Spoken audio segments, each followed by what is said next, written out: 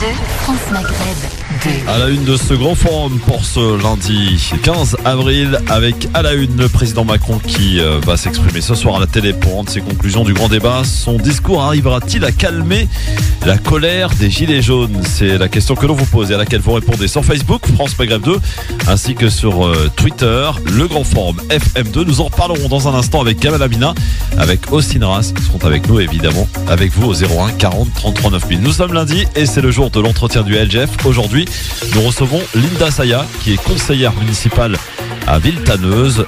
Nous dresserons son parcours et nous réagirons aussi à l'actualité avec elle à partir de 17h. Sans oublier tout à l'heure un zapping aux couleurs de quelques échanges tendus qui ont eu lieu à la télé ce week-end. C'est parti pour votre grand forum. Je vous en souhaite la bienvenue jusqu'à 18h sur France Maghreb 2.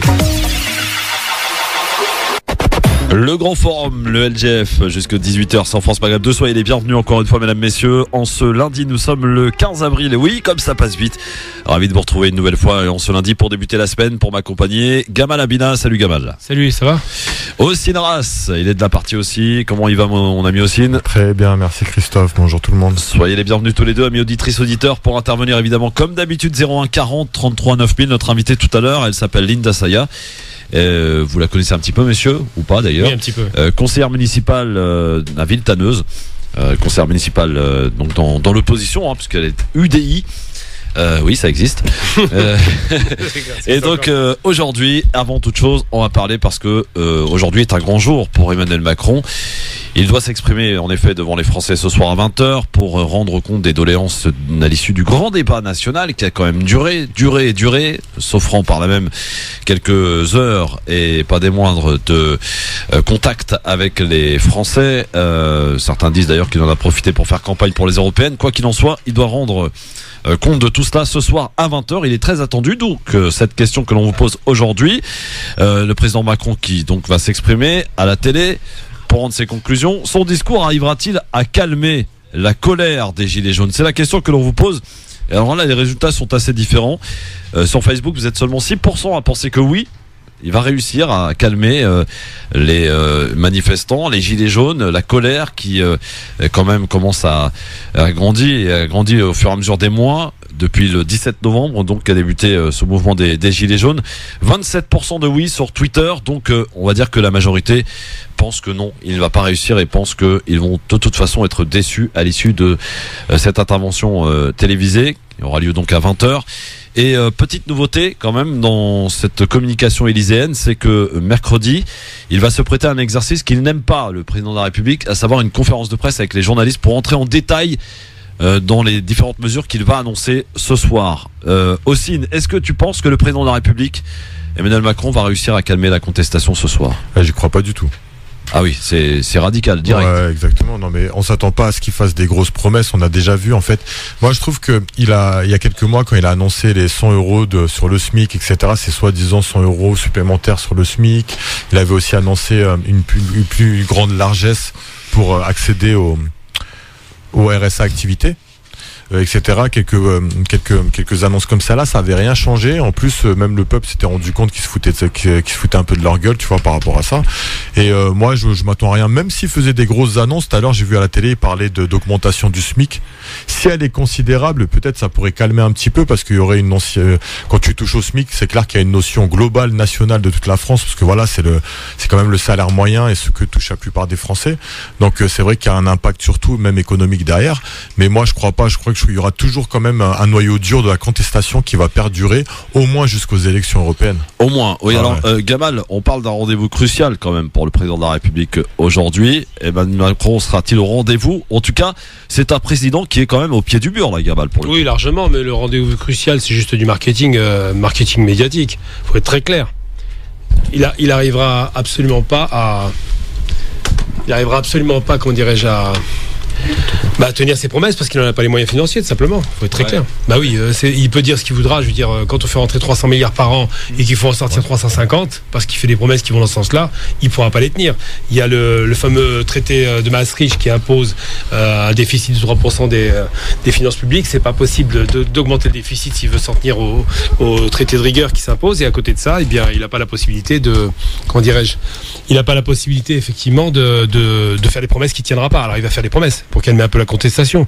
Mais dans les faits, il n'y a rien qui va bouger. Faut être très C'est clair. un peu à qui tout double quand même, messieurs, parce que soit il retrouve suffisamment de crédit politique pour faire repartir son quinquennat qui est à l'arrêt depuis le 5 mois maintenant, soit il déçoit.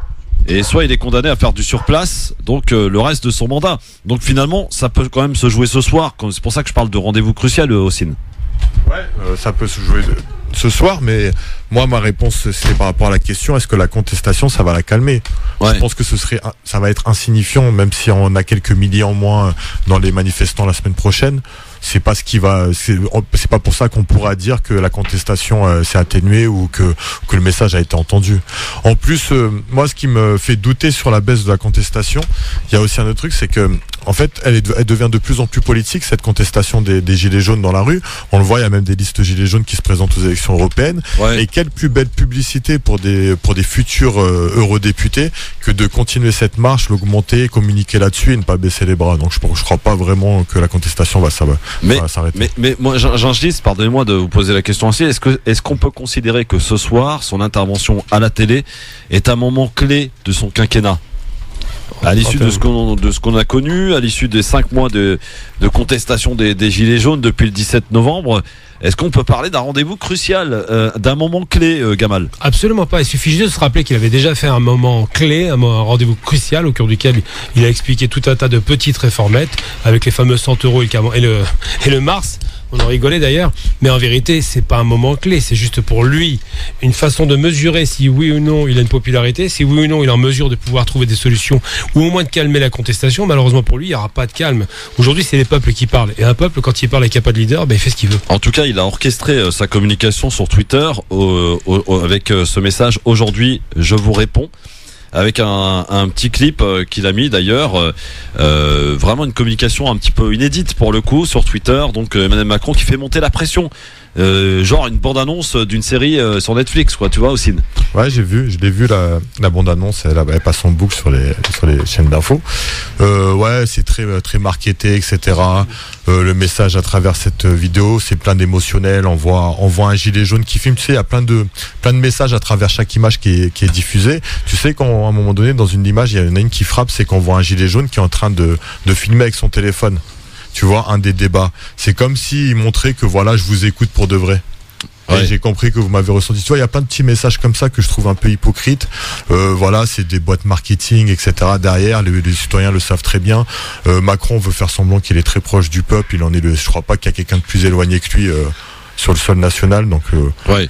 Bon, je crois pas que ça ressemble. Votre avis nous intéresse bien sûr. Est-ce qu'il va réussir ? Cette intervention va-t-elle réussir à calmer la protestation des Gilets jaunes qui sont dans les rues depuis maintenant 5 mois, 01 40 33 9000. Alors parmi les annonces qu'il devrait annoncer, parce que il y a toujours ces fuites qui émanent des journalistes et des proches du président, plusieurs pistes en tout cas, c'est ce qu'on évoque aujourd'hui. Par exemple, la réindexation des retraites sur l'inflation ou des aides pour les mères isolées.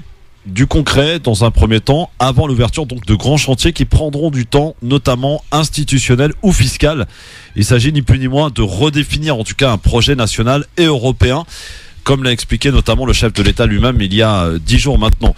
C'est vrai que les mères isolées, ça représente quand même un certain nombre de femmes maintenant, de plus en plus, Gamal. Est-ce que là, il peut y avoir une carte à jouer là-dessus ? Sur les mères isolées ? Oui. Il peut faire des annonces. Apparemment, il pourrait en faire ce soir sur réindexer aussi les retraités sur l'inflation. Ça aussi, il faut qu'il parle aux retraités parce que les retraités, ils votent. Ah bien sûr, mais les retraités. Et ils sont en colère, ces retraités. Bien sûr, il avait pris 100 € en janvier, il a dû reculer parce que les Gilets jaunes ont manifesté. Mais de toute façon, je vous dis, c'est pas compliqué. Il suffit de voir une chose, il n'a pas les moyens de ses ambitions. Même s'il voulait faire des cadeaux fiscaux, des cadeaux de pouvoir d'achat, il n'a aucun moyen, aucun levier. Aujourd'hui, il n'y a pas assez d'argent qui rentre, il y en a trop qui doit sortir pour pouvoir financer. Il va donc sortir des critères de convergence, il va devoir dépasser le déficit de 3%. Il va donc prendre une amende par rapport à l'Europe, parce qu'il doit respecter ces fameux critères critères. Tout ça, c'est des conditions qui sont pas tenables, surtout pour un financier comme lui. Donc faire des cadeaux, des petits cadeaux comme ça qui vont durer 6 mois, 1 an, j'y crois pas une seconde. Et puis surtout les questions qui se posent. Oui, La c'est question quoi fondamentale, c'est d'abord quand on dit toujours il faut pas plus d'impôts mais mieux d'impôts, c'est-à-dire qu'il faut répartir l'imposition. Ouais. Il faudrait que les entreprises payent un peu plus et les ménages un peu moins. Il faudrait revoir la copie sur la TVA qui a été augmentée de façon graduelle, et la dernière augmentation vient des socialistes, il faut le rappeler tout de même. Il faut aussi revoir l'histoire de la copie avec le RDS, CSG, tous ces trucs-là qui n'ont pas été d'augmenter la perte de pouvoir d'achat. Et puis surtout, moi, il y a une question fondamentale que j'ai évoquée plusieurs fois et qui n'a jamais été soulevée, c'est la question du logement. Ouais. Je veux dire, moi, je vous dis franchement, je pense que la pire injustice en France, c'est le logement. Ça mange un pouvoir d'achat considérable. Ils ont totalement collé la spéculation anglaise, c'est-à-dire qu'on est monté dans des proportions de loyer insupportables pour un ménage. Maintenant, pour avoir un appartement, il faut être minimum à 2, il faut des cautions à n'en plus finir. Aujourd'hui, s'ils veulent vraiment augmenter le pouvoir d'achat, il faut qu'ils divisent par 2 le prix des logements. Je sais que c'est cher quand je dis ça, mais c'est une réalité. Soit construire de nouveaux logements pour faire baisser la spéculation, soit réquisitionner les logements vacants à Paris, il y en a quand même 100 000 qui alimentent la spéculation, ou soit légiférer pour faire en sorte que les logements deviennent de moins en moins chers. C'est clair. Moustapha est avec nous au 01 40 33 9000. Bonsoir Moustapha. Bonsoir, parlez bien devant votre téléphone, cher Moustapha, allez-y. Oui, ça fait longtemps que j'essaie de vous joindre, Christophe. En tout cas, votre... Coupez le haut-parleur ou vraiment, parce que c'est vraiment difficile à vous entendre, Moustapha, vraiment. Coupez le haut-parleur ou... Voilà. Bon, vous nous appelez d'où, Moustapha, d'abord? Je vous appelle de côté de Metz. Metz, d'accord. Alors, on vous écoute, Moustapha. Je voulais vous dire, moi, je suis l'actualité de près... J'ai à peu près 40 balais depuis l'âge de 20 ans. Et moi, je veux dire aujourd'hui, le problème de la France, tout ce qui est gilets jaunes, tout ça, ce que les anciens aujourd'hui, ils ont construit, ils essayent de entre guillemets, tout casser. Quand on regarde ce qu'il racontait Macron au début et ce qu'il raconte aujourd'hui, c'est des choses différentes. Aujourd'hui, avant d'arriver au pouvoir, il a dit, le problème de l'immigration, c'est son problème. La pauvreté, c'est son problème. Etc. Il n'y a rien qui a été fait, y compris les pays autour, au niveau économiquement, qui les soutiennent, même les pays arabes, entre guillemets, ils n'arrivent plus à tenir. Et je veux dire, par là, aujourd'hui, en étant comme un citoyen français qui habite en France, je donne beaucoup de courage à Macron pour pouvoir s'en sortir. Parce que, quand on regarde l'histoire des gilets jaunes, il ouvre beaucoup de portes. C'est pas que les gens qui sont descendus dans la rue qui ont faim. Il y a des gens qui veulent mettre le chaos dans le pays, il y a des gens qui veulent tout casser, il y a des gens qui se revendiquent pour avoir les droits, etc. Moi, je veux dire aujourd'hui, Christophe, je mets un terme à ma conversation. Je voulais vous dire, je voulais vous féliciter, surtout pour le programme que vous faites. Merci, Moustapha. Franchement, chapeau, parce que il y a à peu près 4 ans que je vous suis. Un programme, il devrait en avoir de plus en plus sur plein d'autres chaînes. Ça permet au moins les gens, au peuple, de pouvoir s'expliquer. Ouais. La liberté d'expression. C'est ça. On essaie en tout cas de la maintenir, cette liberté d'expression, parce qu'elle était essentielle pour que chacune et chacun d'entre vous puisse s'exprimer. Et on a tous quelque part aussi la possibilité de faire avancer l'échiquier. Merci beaucoup en tout cas, Moustapha, pour votre appel. Dernier point, Christophe. Oui, je vous en prie. Je dis à la France, Macron, va régler le problème qu'il y a en Algérie, ça vaut mieux pour toi. Comment tu as transformé l'Algérie, comme la Syrie, comme le Libye, etc., ça va venir aussi vite ici. Je vous dis bon courage et je vous remercie beaucoup, Christophe. Merci, Moustapha. À bientôt du côté de Metz. On vous salue. 01 40 33 9000. Bon, je pense que c'est tranché, en tout cas, pour les auditeurs, mais aussi pour nos chroniqueurs, Gamal Abina et Osinras. Il ne réussira pas, donc, ce soir, à calmer la contestation des Gilets jaunes. D'ailleurs, on annonce une grosse manif samedi prochain à Paris. Par contre, oui, je voulais apporter aussi un truc. Vas-y. Peut-être que aussi le message de ce soir, il l'a compris. C'est pas seulement d'essayer de calmer la contestation dans la rue, mais aussi globalement l'opinion publique. Tu vois, faire perdre un petit peu la cote de popularité des Gilets jaunes de la part des ménagères et de ceux qui vont regarder le programme ce soir. Donc, comme tu as dit tout à l'heure, c'est récupérer d'abord les personnes âgées, les retraités, etc. En annonçant des bonnes nouvelles pour eux. Ça, eux, ils peuvent se calmer très rapidement parce que leurs revendications, elles sont reconnues les plus principales, hein, c'est clair. la CSG, etc., l'augmentation des retraites, plein de choses. Ensuite, comme tu as dit, les maires isolés, oui, c'est un gros nombre. En fait, c'est une partie de sa campagne électorale là qui se joue ce soir aussi. C'est ça. Il est en pleine Pour ça, je parlais campagne, d'un en moment réalité. clé quand même dans son quinquennat. Il joue une double casquette ce soir, celle du président de la République et celle du représentant de En Marche, quoi, en fait. Oui, absolument. Un petit mot, messieurs, pour deux informations importantes. Tout d'abord, on a appris que l'essayiste Alain Soral avait été condamné à 1 an de prison ferme avec mandat de dépôt, c'est-à-dire qu'il y va tout de suite. Donc ça, c'est la nouvelle du jour. Gamal ? Je vais pas vous dire que je suis pas satisfait, je suis pleinement satisfait. Ça fait 8 ans qu'il nous pourrit le cerveau avec sa haine anti-juive, qu'il a vraiment eu un travail considérable au niveau des jeunes de banlieue qui se sont fait rouler parce qu'il y a eu un discours très très soi-disant pro-musulman, pro-arabe, et finalement c'est juste pour les instrumentaliser. Aujourd'hui, il paye son arrogance, il paye son comportement de déviant, il paye son obsession et sa haine raciste qui ne s'oriente pas uniquement vers les juifs mais aussi vers les maghrébins et les musulmans, et il finit par récolter ce qu'il a semé, tout simplement. J'ai peur que ça lui fasse de la pub, mais bon. Ouais, c'est ce que certains disent aussi. Mais je sais, il est tellement terminé que voilà, c'est le remettre en plein devant la scène, tu vois, c'est relou. J'espère pour lui qu'il ne sera pas chez les IVA. C'est tout ce que je peux lui souhaiter, c'est qu'il n'aille pas au niveau des racailles qu'il a montré pendant les années. Quand je dis racailles, évidemment, je mets des guillemets, j'en fais partie. Bon, et puis une autre information aussi, cette fois-ci en Algérie. Vous savez que la contestation continue, évidemment, perdure même, avec ces maires. Tiens, je voulais vous demander votre avis sur ces maires qui refusent de participer à cette mascarade des élections le 4 juillet et qui le font savoir d'ailleurs de manière ouvertement maintenant, à l'image de plus en plus de maires et les magistrats aussi qui ont refusé de participer à l'organisation de ces élections. C'est quoi ? C'est de la démocratie, ça, ou c'est... Gamal ? C'est de la pagaillocratie, malheureusement, c'est un peu la pagaille. Ils ont raison, ils ont parfaitement raison. Le problème des élections, c'est qu'il faut qu'elles arrivent vite, et en même temps, elles arrivent trop vite. C'est-à-dire que 90 Est-ce jours... que c'est tenable là, de les faire dans les conditions actuelles ? C'est pas tenable. 90 jours, c'est pas tenable parce qu'il n'y a pas d'opposition encore définie, parce que les gens n'ont pas le temps de s'organiser, parce qu'une campagne, ça dure pas 1 mois, ça dure 3, 4, 5 mois. Ouais. Donc il faut un petit peu de raison dans tout cela. Et puis surtout, ils les font le 4 juillet au moment des vacances. Ça n'a aucun sens. D'ailleurs, selon nos informations, Gued Salah, l'état-major de l'armée algérienne, devrait s'exprimer demain pour peut-être probablement annoncer justement un report de ces élections. Voilà, ça c'est des informations qui circulent effectivement, qui ne sont pas encore officielles, c'est très important de le dire, mais il est difficile d'imaginer aussi qu'aujourd'hui, dans l'état actuel des choses, on puisse faire des élections transparentes le 4 juillet prochain. Oui, bien sûr, ce serait trop difficile, ce serait même D'ailleurs, le peuple n'en veut pas. Le peuple, pour l'instant, demande à ce qu'il y ait une constituante. Le peuple demande à ce que tout le système dégage. Et pour l'instant... un vrai gouvernement de transition. Voilà, d'ailleurs, vous avez vu les images ce week-end des ministres qui ont tenté d'aller faire des apparitions. Ils se sont fait chasser. 3 ministres. Bien sûr, c'est 3 logique. ministres ce week-end. Donc c'est vraiment le gouvernement bédoui est rejeté de toute façon. Donc on est dans un rejet permanent en ce moment. Et c'est intenable, à mon sens, de pouvoir organiser des élections le 4 juillet. C'est pour ça que beaucoup disent aujourd'hui qu'elles n'auront pas lieu et que de toute façon, il va falloir faire ce choix de peut-être opérer une autre manière de transiter, d'organiser cette transition, Gamal. On ne peut pas y échapper. Non, on n'y échappe pas, mais par contre, il faut quand même se rappeler des choses. Les images, elles sont fortes. Hein. Ouais. Quand on regardait Canal Algérie, parce qu'ils faisaient tous les pans sur Canal Algérie, on les voyait toujours sortir avec une armée de gardes du corps qui regardait dans toutes les directions. La popularité les concernant, elle a toujours été inexistante. Il n'y a que Bouteflika encore qui avait une certaine popularité.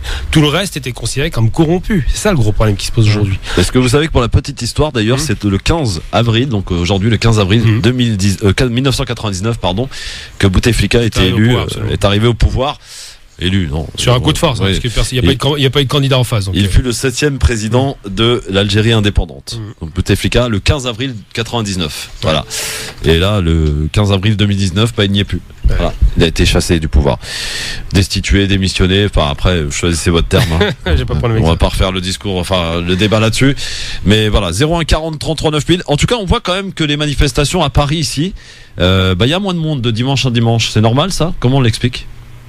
Sur Paris ? Oui. Déjà, la mobilisation, elle était importante. Il y avait entre 10 et 15 000 personnes. Aujourd'hui, il y a un petit reflux parce qu'ils ont quand même atteint l'objectif. Pour la plupart d'entre eux, il n'y a pas de 5e mandat. Après, tout ce qui est demandé en Algérie, c'est que ça aille mieux en Algérie. Ici, je pense que la question qui se posait, c'est une question de représentativité et d'humiliation, à savoir un homme incapable de diriger, en fauteuil roulant, à moitié grabataire, qui ridiculisait le pays. C'est surtout ça qui a choqué les gens. Maintenant, il y a toujours des demandes. Voilà. Là, il y a un déblocage, on est d'accord. Et c'est resté très festif. J'y étais encore hier, c'est extraordinaire. Ouais, toujours, ça continue à chanter. Ah ouais, incroyable. Il n'y a pas eu de Mac d'ailleurs hier. Ouais, bon. Ah, il n'y a pas eu de Mac? Non, ils n'ont pas pu venir. Non, ça y est, c'est fini. Bon, dans un instant, avant notre invité, le zapping à suivre sur votre radio France Maghreb 2, le zapping du Grand Forum, et notre invitée, Linda Saya. Elle est là, déjà installée, toute prête à répondre à nos questions. Bonsoir Christophe. Bonsoir Linda, ça va? Bonsoir, et toi? On m'a dit que tu étais stressée, tout va bien hein? Non, tout va bien. Tout va bien. On est des gentils, tu sais, on n'a jamais mangé personne. Ou pas, enfin pas encore. Presque, pas encore. C'est mon deuxième passage à la radio et je suis plutôt bien accueillie. Ça va. Et je suis ravie d'être là ce soir. Faut se méfier des apparences. À tout de suite sur France Maghreb 2, c'est le mec qui veut la mettre bien. Bon, restez bien à l'écoute sur France Maghreb 2, Linda Saya. Donc vous êtes conseillère municipale à Villetaneuse, dans l'opposition à l'UDI. Tout à fait. Voilà, l'UDI c'est le parti de Jean-Christophe Lagarde, voilà, qui est l'ancien maire de la ville de Drancy et député et actuel candidat pour les élections européennes. Oui, on le connaît très bien. Il tient la garde. À tout de suite. Il tient la garde, oui, absolument. C'est la bien joué. Qui commence, tu vois. Ouais, absolument. À tout de suite. Restez bien avec nous. Donc Linda Saya à suivre pour son entretien et le zapping juste auparavant. Tu pourras y participer d'ailleurs, Linda. À tout de suite. D'accord. LGF, le Grand Forum, merci d'être avec nous, c'est lundi, nous sommes le 15 avril, soyez les bienvenus messieurs, dames, où que vous soyez d'ailleurs, que ce soit en France ou ailleurs, pour nous écouter, eh bien téléchargez l'application France Maghreb 2, c'est le nom de la radio, hein, qu'on ne s'y trompe pas, et le Grand Forum c'est le nom de l'émission, c'est tous les jours de 16h à 18h sur votre radio, soyez les bienvenus en direct avec tout de suite, avant d'accueillir notre invité, mais elle peut d'ores et déjà réagir dans le zapping, c'est parti. Si on prend 100 millions d'Africains d'un remplacement de population. Bon, voilà. Parce que les mots Bamboula, d'accord, c'est maintenant, moi, très franchement, je vois un barbu en djellaba. La réimmigration, c'est le départ des immigrés. Réellement le déradicaliser, est-ce que c'est possible? Une bonne dose de cheval. Si la connerie se mesurait, il servirait de maître étalon. Au programme de notre zapping, ce qu'il ne fallait pas louper à la télé, ou peut-être louper d'ailleurs, à vous de choisir. Pour commencer ce zapping, messieurs et dames, du jamais vu dans la communication élyséenne, le président de la République, Emmanuel Macron, quelques heures avant son intervention à la télé ce soir, a posté une bande-annonce pour informer les téléspectateurs de son discours de ce soir. Écoutez ce que ça donne, ça a été posté sur Twitter. L'objectif, c'est surtout de vous entendre. Alors, Monsieur le Président de la République, si j'ai quitté ma ferme aujourd'hui, c'est pour porter la voix des producteurs bio de mon territoire. Je pense qu'on peut lever par ce débat beaucoup de malentendus. Monsieur le Président, vous nous avez demandé d'être direct, donc je le serai évidemment. Monsieur le Président, je suis médecin et pourtant vous voyez un gilet jaune à mes pieds. On est un pays où on a laissé trop s'installer la conflictualité. Bonjour Monsieur le Président et bienvenue dans les Alpes d'Haute-Provence. Moi je prends un engagement solennel devant vous, c'est que moi j'en tirerai des conséquences véritables. Je nous souhaite à nous tous, parce que c'est une impérieuse nécessité, de réussir.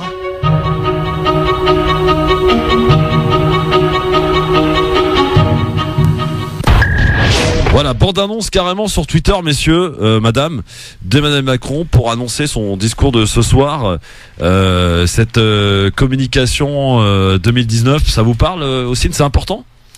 C'est important si tu te présentes aux élections prochaines. Hein, ouais, ça ressemble vraiment à un clip de campagne, hein, franchement. Ça l'est totalement. Même vu à quel moment il la sort, à quel moment. Tu sais, juste pour répondre aux Français par rapport à son pseudo grand débat. C'est ça, parce que c'est bien ça, hein, ce qu'il annonce ce soir en réalité. C'est pour répondre du grand débat. C'est la réponse, oui, absolument. Faire tout ce coup promotionnel, ça sent l'hypocrisie à plein nez. C'est ça qui est ça perd d'humanisme et de citoyenneté en fait. Évidemment, il va pas se priver de ça. On lui a reproché de pas communiquer. Maintenant, il surcommunique. C'est logique. Il est dans son rôle de président qui veut que son parti l'emporte. C'est évident. Qu'est-ce qu'on en pense du côté de chez Madame Saya? Bah écoutez, moi je pense qu'il y a un effet un peu spectacle. Vous savez, quand on prépare un show, il y a une bande-annonce, et puis là, il est très attendu parce que là, il a vraiment pas le droit à l'erreur. C'est sa dernière cartouche qu'il joue, et qu'il le sait, il n'aura pas de deuxième chance. Alors, autre chose dans le zapping. Bernard-Henri Lévy était l'invité hier de Salut les Dimanches du Terrien, sur C8 de Ardisson. Et si les chroniqueurs se sont tous quasiment pris le bec avec lui, eh bien, il y a eu un moment un peu plus violent, un peu plus tendu avec Gilles William Gonladen, comme on illustre cet extrait. Écoutez. Phrase, moi, de vous, qui m'est restée et qui me restera longtemps en travers de la gorge, même si c'est vous qui l'avez prononcé, c'est cette fameuse phrase à Globe. Bien sûr, nous sommes résolument cosmopolites. Bien sûr, tout ce qui est terroir, béret, bourré, bref, franchouillard ou cocardier, m'est étranger, sinon odieux. Eh bien, moi, je pense que cette manière de caractériser le peuple français, c'est du mépris. Mais je crois pas que ça soit ça le peuple français. C'est pas du mépris. Mais je crois pas que ça soit ça le peuple français. C'est aussi le béret et la bourrée. Hein. Ah bah c'est aussi le béret et la bourrée. Mais le mot franchouillard, franchouillard, Bernard-Henri Lévy. Mais je crois pas que les Français soient franchouillards. Je crois que Le Pen est franchouillard et je crois pas que le peuple français soit franchouillard. Je crois que le peuple français a été grand, est grand, peut être grand. Le peuple français. Attends, je vous ai laissé parler, vous me laissez parler maintenant. Une seconde. D'abord, la criminalisation de l'anti-islamisme, enfin vous avez rêvé ça. Ah ouais, moi quand je critiquais l'islamisme, il y a 20 ans, les gens me jetaient des pierres. Enfin Bernard-Henri, il y a 20 ans. Vous savez ce que c'était de critiquer il y a 20 ans? On nous critique d'islamisme homophobe. Je vous en supplie. Mon cher ami, moi ça fait 25 ans que je dénonce l'islamo-fascisme. Ça fait 25 ans que je dis que l'islamisme radical, c'est pas l'enfant de la misère sociale ou des excuses sociologiques, mais que c'est un enfant de l'islam. Je l'ai écrit, j'ai fait un livre en 1994 qui s'appelait La pureté dangereuse pour construire ce concept-là. Donc j'ai pas de leçon à recevoir de vous là-dessus. Par ailleurs, le peuple français, c'est Pétain et c'est De Gaulle. C'est en effet le Front National et tout ce qui va avec. Et c'est aussi une belle et grande insurrection démocratique. C'est les deux. Et je refuse, moi, cette réduction à laquelle vous procédez, de réduire le peuple français à une affaire de bourré et de béret. Vous n'entendez pas qu'en employant le mot franchouillard, vous n'entendez pas avoir une sorte de mépris par rapport à la Marseillaise, alors que je suis certain que vous vibrez sur d'autres hymnes, a eu tendance à laisser à penser à une partie de la communauté immigrée que les Français étaient des sales racistes. Est-ce que ça, au moins, vous entendez ce que je vous dis? Non, parce que... Vous ne l'entendez pas? Et je ne l'entends pas. À l'époque d'Harlem Désir et de Julien Drey, nous ne cessions de dire au peuple français qu'au contraire, il était grand. Et qu'il était grand quand il acceptait de se séparer de ces démons qui, de temps en temps, le pourchassent et viennent le hanter, et qui prenaient la forme, à l'époque, du Front National naissant. Donc le peuple français, il est grand. Mais à l'époque de SOS Racisme, le simple fait de parler des flux migratoires était déjà consubstantiel d'un racisme franchouillard. Pas pour moi. Gilles William Goldanel, on peut d'un côté dire que cette espèce de politiquement correct dominant aujourd'hui est atroce, et dire en même temps qu'on aimerait un monde où on ne dresse pas les uns contre les autres, les juifs et les arabes, et ainsi de suite. Moi, c'est pour ça que je me suis battu toute ma vie. Voilà, bon, j'avoue que c'était un peu compliqué et dur à entendre tout ça, mais Bernard-Henri Lévy et Gon Laden qui se fricotent sur un plateau de télé, qu'est-ce que ça vous évoque, mon cher Gamal? Ça me fait rigoler parce qu'on voit plusieurs images. Alors quand on connaît un peu la sociologie de la population juive, pour faire simple, c'est l'Ashkénaze contre le séfarade, c'est le juif honteux contre le juif de combat. Alors le juif honteux, évidemment, c'est Gon Laden, puisqu'il a sa fameuse télévision qu'il appelait la France Libre TV, donc une sorte d'amour illimité d'un pays, une terre d'adoption, ce que je comprends, et pas pour aller là-dessus. Puis de l'autre côté, ils sont tous les deux oppositionnistes, c'est pour ça que c'est assez amusant. Et de l'autre côté, on a un BHL qui veut montrer qu'il est plus français que le français, en même temps français donneur de leçons, qui en veut à tout ce qui est extrême droite, et surtout qui s'autorise, et c'est très très grave de sa part. Je comprends même pas qu'il ait pas pris un procès pour ça. De parler d'islamo-fascisme, comment, alors lui, il est juif algérien pour le coup, comment cet imbécile heureux peut parler d'islamo-fascisme s'il connaît... Tu retires imbécile, s'il te plaît. Heureux alors. Non, oui, voilà. Heureux. Pas d'attaque. Non, c'est pas une attaque insultante, c'est pour dire imbécile heureux dans le sens de quelqu'un qui n'a pas les connaissances. Oui. Comment peut-il dire, je n'insulte pas du tout, c'est vraiment une démarche pour dire heureux dans le sens où il comprend pas les choses. Oui, non, mais j'ai bien compris, mais voilà. Les mots ont leur importance, mon cher Gamal. Voilà, mais c'est pour ça que je dis imbécile heureux dans l'expression populaire, qui est consacrée à savoir quelqu'un d'ignorant à ce point vient mélanger le fascisme, qui est une idéologie qui est né en Italie, qui a été après emprunté par évidemment Franco, par Salazar et surtout par Hitler.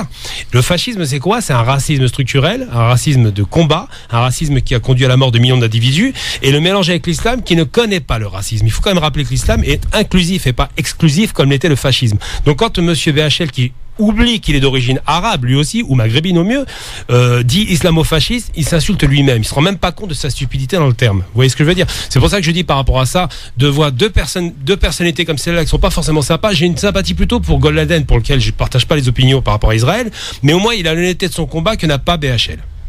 Tu partages l'avis de Gamal aussi? Oui, je partage. Ouais. Après, leur débat, il a même pas lieu d'être parce que voilà, je trouve ça un peu marrant. BHL qui l'appelle mon cher ami, on voit que malgré tout, il y a beaucoup de complaisance. Oui. Si tu mettais en face de BHL pour les mêmes propos un jeune rebeu de quartier, ou si tu mettais un opposant proche de l'islam ou autre chose, il répondrait pas de la même manière. Et de la même manière, si tu mettais en face de Goldnadel une autre personne que BHL, il ne questionnerait pas, il aurait moins de retenue, il parlerait pas de la même manière. Donc voilà, c'est plein de complaisance. Du coup, leur débat. En plus, je vois que il fait un raccourci qui est très dangereux déjà par rapport aux Français. Quand il parle de béret, etc., je suis tout à fait d'accord avec Goldnadel. Il fait un raccourci qui est très dangereux et en plus, juste après, il cite le Front National et l'extrême droite. Donc, il est là, le raccourci. Il lui pose une question sur son approche par rapport à ce qu'il avait dit. Et lui, il répond, il rétorque en citant déjà d'une première sujet, en parlant de l'extrême droite. Donc, je pense qu'il n'y a pas de réel hors-sujet. Il y a un lien dans sa pensée avec l'extrémisme et le béret. De la même manière qu'il y a un lien avec le voile et l'islam pour lui à ses yeux. Enfin, un lien entre le voile entre l'islam et les terroristes, je veux dire, excusez-moi, aux yeux de BHL. Et le deuxième hors-sujet qui est flagrant et phénoménal, je sais même pas qu'est-ce qu'on a à faire là-dedans dans ce débat, l'islam, les musulmans et compagnie, encore une fois. Et ils ont trouvé un terrain d'entente. Vous avez vu que dans le débat qu'on a entendu, c'est le seul terrain d'entente qu'ils ont eu encore une fois, c'est qu'on tape sur le monde musulman. Est-ce qu'on est un peu comme ça, l'UDI, Linda Saya? L'islamo-fascisme, ça a bonne presse chez vous? Non, enfin... Je pense qu'il n'y a pas lieu de taper sur l'islam. Enfin, je veux dire, on a beaucoup de musulmans en France. Ça, on est d'accord. Hein. On est dans un pays où il y a un principe de laïcité. Chacun doit pouvoir vivre ensemble, de manière tranquille et en respectant les uns et les autres. Mais dans ce que j'entends là, c'est plus un discours de sourd, quoi. On a l'impression que c'est un remake d'une pièce de Ionesco. On comprend pas trop ce qu'ils disent. On parle de tout et n'importe quoi. Il y a un mélange de concepts qui se rattachent à des références historiques, politiques et religieuses qui sont fortes. Plutôt un mélange douteux, je trouve même dangereux, surtout dans le contexte actuel. Autre clash, parce qu'il y en a eu un autre ce week-end à la télé, c'était samedi soir, dans l'émission On n'est pas couché de Laurent Ruquier. Il recevait Georges Malbruno et Christian Chenou pour la sortie du livre Qatar Paper. Comment le Qatar finance l'islam d'Europe et l'islam politique, une espèce de mise en garde contre l'influence politique pour vendre leur livre. Certains arguments ont dérangé un certain Jérémy Ferrari, lui aussi invité de l'émission. Le ton est rapidement monté entre les journalistes. Écoutez. Le problème, en fait, c'est que vous ne donnez pas de faits concrets. Vous nous dites une petite musique de fond. Oui, mais pour un journaliste, une petite musique de fond, c'est pas ce que ça fait. Il y a des horaires séparés, c'est pas vrai avoir des horaires séparés. Horaires séparés. Le voile autorisé à l'école, ça contredit la loi. C'est le voile. Non, mais c'est une revendication. La petite musique de fond, c'est la musique frères musulmans derrière. C'est quoi la petite musique frères musulmans? C'est Youssef Al-Qaradawi, un prédicateur égyptien qui est abrité au Qatar depuis 40 ans. Eh bien, je vous conseille d'aller écouter certains de ses prêches. Attendez, j'ai pas terminé, cher ami. Écoutez, terminez, s'il vous plaît. Regardez ce qu'il dit sur les homosexuels. Regardez ce qu'il dit sur les juifs. Regardez ce qu'il dit sur les femmes. Oui, mais on parle pas de ça. Eh bien, si, c'est de ça, cher ami. C'est de ça, cher ami. Non. C'est de ça. On vous demande, dans ce que vous... Non, parce que dans les établissements qu'on a visités, on est allé voir les bibliothèques. Dites-nous ça, alors. On est allé visiter les bibliothèques. On a dit, tiens, là, tu as un livre de Sayed Qutb. Sayed Qutb, c'est un peu le théoricien, l'héritier du djihad. Et lui, il théorisait le djihad offensif, défensif. Alors, dans quelle école vous avez ça? Donnez-nous des exemples concrets. Il y en a plein le livre. Vous l'avez lu le bouquin? Mais non, mais c'est. Alors, lisez-le. Tous les gens qui sont là sont des gens qui n'ont pas lu le bouquin, plutôt vous venez le vendre. Non, mais on vend des définitions, vendez-le avec des vrais arguments. Et les vrais arguments, ils sont dans le bouquin. Je suis pas en train de vous dire que vous mentez. Voilà. Donc un débat encore une fois entre Valbruno et chez nous et Ferrari donc qui était en train d'attaquer un petit peu ces deux journalistes. Gamal, encore une fois, on parle que d'islam finalement. On se dispute que sur l'islam. Mais on n'a pas trop compris l'histoire. T'as compris? Si, j'ai compris. Non, le problème c'est que pas suivi, moi.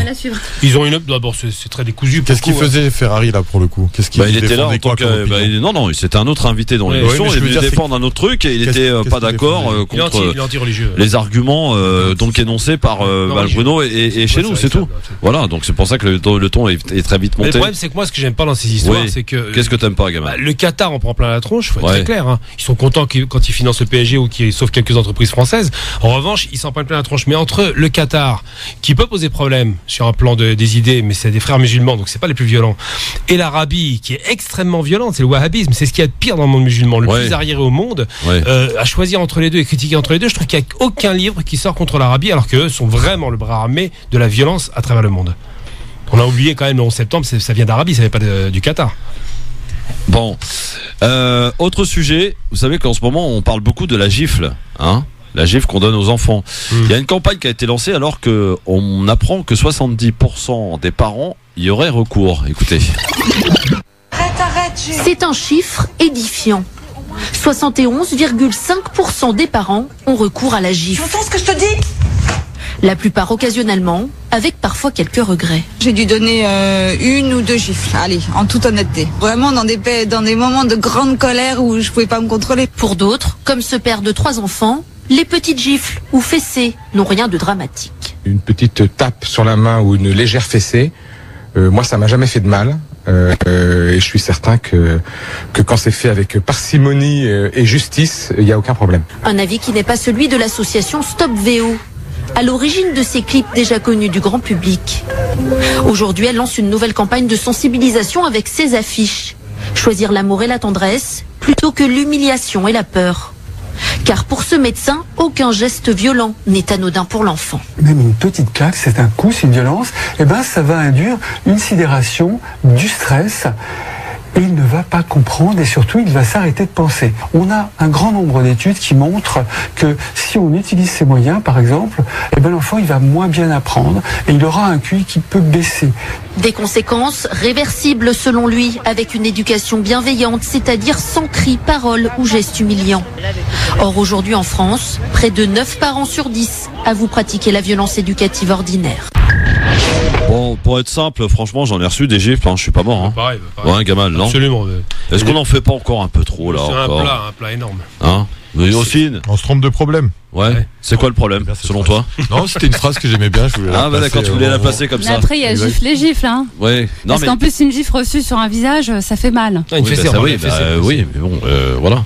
Ma mère, c'est une adepte de la gifle, je le dis ici en direct. Hein. Mais c'est une solution, pourquoi? Mais je sais pas, elle était vénère, donc je l'énervais. Donc elle était dépassée. Ouais, elle était énervée, donc elle n'arrivait pas à venir à bout de son fils, donc elle lui met une gifle, voilà. Non, mais qui n'a pas pris de fessée ici? La question elle est posée, parce que Dolto les a fait un numéro, mais dans les faits, qui n'a pas pris de fessée méritée, je parle, hein. Honnêtement. Bah voilà, je pense que le silence en dit long. Non mais je pense qu'il y a une évolution de l'éducation. C'est vrai que à l'époque peut-être c'était plus toléré qu'aujourd'hui. Voilà, parce que même au niveau des professeurs, ça pouvait arriver que le professeur corrige l'enfant.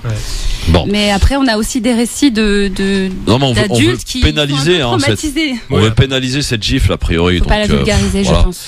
Un dernier truc dans le zapping et pas des moindres, s'il vous plaît, c'est la révélation d'un mensonge d'État. Et la preuve, elle vient d'être apportée par la direction du renseignement militaire français indirectement à sa décharge depuis des mois et des mois. Vous le savez, Emmanuel Macron et le gouvernement français ne cessent de dire que les armes que Paris vend à l'Arabie Saoudite et aux Émirats Arabes Unis ont une utilisation uniquement défensive. Eh bien, c'est faux.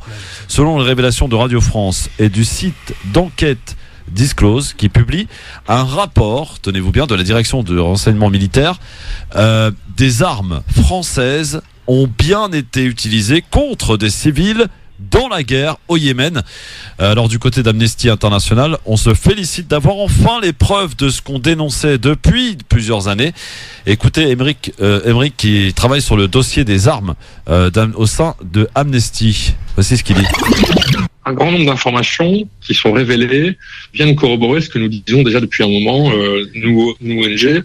Ce qu'on apprend, c'est que le ministère des Armées, la direction du renseignement militaire ont fait un effort de listage des armes françaises employées par l'Arabie Saoudite et les Émirats Arabes Unis au Yémen, en indiquant parfois qu'ils ne sont même pas au courant que tel type d'armes serait déployé, ce qui est quand même préoccupant. Que cette liste a été adressée aux autorités exécutives, donc la présidence de la République, le ministère des Armées, évidemment, le ministère des Affaires étrangères. Et donc, au plus haut sommet de l'État, on est au courant. On est au courant qu'il y a des armes françaises au Yémen par les alliés français. L'ensemble des éléments listés, de la façon dont c'est rapporté, indique qu'il y a un risque considérable que les équipements français puissent servir à commettre des atrocités. C'est incroyable quand même ces révélations, messieurs. Aymeric Elouan, donc d'Amnesty International, qui se félicite de ces révélations. Bon, voilà, on y croyait tous finalement. Hein, ça ne choque pas, je sais pas pour les gens. Non, mais le fait que ça soit révélé maintenant au grand jour, quoi. Moi, je suis choqué. Ah oui, en fait, pourquoi la France, elle vend des armes à l'Arabie Saoudite, ça tout le monde le sait, on le sait. Oui, quand tu vends des armes, c'est pas pour les jouer au domino, tu vois. Moi, je suis choqué, j'étais persuadé que c'était l'Arabie qui fabriquait ces armes. Ils savent pas faire un clou, mais ils savent faire des missiles, paraît-il. Mais il faut qu'ils arrêtent de se moquer de nous, il faut être très clair. Quand on vend des armes, l'objectif, il est évident, c'est de faire la guerre, il n'y a pas de secret. Bah oui. Et en aucun cas de se défendre, l'Arabie est défendue par l'Amérique, on l'a vu en 91. L'Arabie est un pays qui a des visées expansionnistes aujourd'hui et idéologiques. Ouais. Lorsqu'ils vont détruire le Yémen, je le rappelle, et j'ai déjà dit une fois à la télévision, c'est un des pays les plus riches de la planète qui est en train de bombarder un des pays les plus pauvres. C'est la guerre asymétrique la plus horrible qu'on ait jamais vue. Donc de là à faire semblant d'oublier que les Français vendent des armes, c'est un sketch. Bon, Linda Saya, c'est à vous, ma chère Linda, dans un instant sur France Maghreb 2, le temps d'une petite pause et dans un instant l'entretien donc de Linda Saya, conseillère municipale Villetaneuse, conseillère municipale dans l'opposition de l'UDI, au sein de l'UDI, vous êtes de l'UDI donc Linda Saya. On va vous découvrir votre parcours. Vous faites de belles choses, ma Linda, je tiens à vous le dire quand même. Merci beaucoup. Voilà, ça c'est pour mettre en appétit, à tout de suite. France Maghreb 2, France Maghreb 2. LGF, le grand forum, je vous rappelle la question du jour sur France Maghreb 2. Aujourd'hui, vous y répondez sur Facebook, France Maghreb 2, justement. Twitter, le grand forum FM2. Le président français qui va présenter évidemment les doléances du grand débat national ce soir à 20h à la télévision. Est-ce qu'il va réussir selon vous à calmer la contestation actuelle, celle des Gilets jaunes entre autres, à 20h ce soir? Vous répondez oui ou non sur Twitter, sur Facebook. Vous continuez de voter bien entendu. On fera le point tout à l'heure. Pour l'heure, c'est l'heure de notre entretien, l'entretien du LGF de ce lundi 15 avril. C'est parti. Notre invitée aujourd'hui, elle s'appelle Linda Saya. Linda, rebonjour. Bonsoir Christophe. Bienvenue sur France Maghreb 2. Merci pour ton invitation. Vous êtes donc conseillère municipale à Villetaneuse, dans une ville du 93. Vous faites partie de l'opposition, vous êtes de l'UDI. Vous êtes également avocat, vous avez prêté serment d'ailleurs il n'y a pas très longtemps finalement. Vous êtes une jeune avocate. Tout à fait. C'était le 5 février 2015 exactement. Tout à fait, vous êtes bien renseigné. Ah bah c'est le moins qu'on puisse dire, oui. D'abord, première question Linda, est-ce que vous pouvez vous présenter un petit peu votre cursus m'intéresse, votre parcours politique? Pourquoi l'UDI d'abord? Alors, bonsoir à tous, déjà pour ceux qui m'écoutent, j'espère qu'il y a des Villetaneusiens parmi les auditeurs. Alors, j'ai pas simplement un parcours politique. D'accord. Donc moi j'ai une double casquette aujourd'hui. Je suis avocate au barreau de Paris, oui, et je suis élue au conseil municipal à Villetaneuse dans l'opposition depuis les dernières élections municipales de 2014, comme tu l'as souligné tout à l'heure. Alors faire de la politique, c'est un choix qui est arrivé alors que j'étais à l'école du barreau. Donc je préparais à ce moment-là mon CAPA. Ouais. Et je suis rentrée très naturellement. Pour moi, faire de la politique, c'est naturel. On est venu me chercher parce que on avait besoin de monter une équipe. Donc moi, j'ai soutenu un candidat qui était sans étiquette en 2014. J'étais pas encartée à ce moment-là. Et c'est vrai que dans mon esprit, dans ma vision que j'ai de la politique, et par rapport à ce que je fais, je considère que mon engagement et mon activité, c'est la continuité de mon parcours professionnel et de mes convictions. Alors, je vis toujours dans la ville où j'ai grandi, à Villetaneuse. C'est une ville, comme tu l'as dit, qui se situe dans le 9-3. Je sais qu'il y a des gens qui n'aiment pas qu'on dise le 9-3 et qui préfèrent qu'on dise la Seine-Saint-Denis. C'est le département le plus jeune, c'est le département le plus pauvre de la région Île-de-France. Il y a beaucoup à faire. Oui, il y a beaucoup à faire, effectivement. Et justement, on peut aussi dire que c'est 30 ans d'échec politique dans le 93. C'est 30 voire ans. plus même, hein. Quand je dis 30 ans, je suis peut-être encore généreux. Hein. 40 ans, ouais. N'ayons pas peur du mot.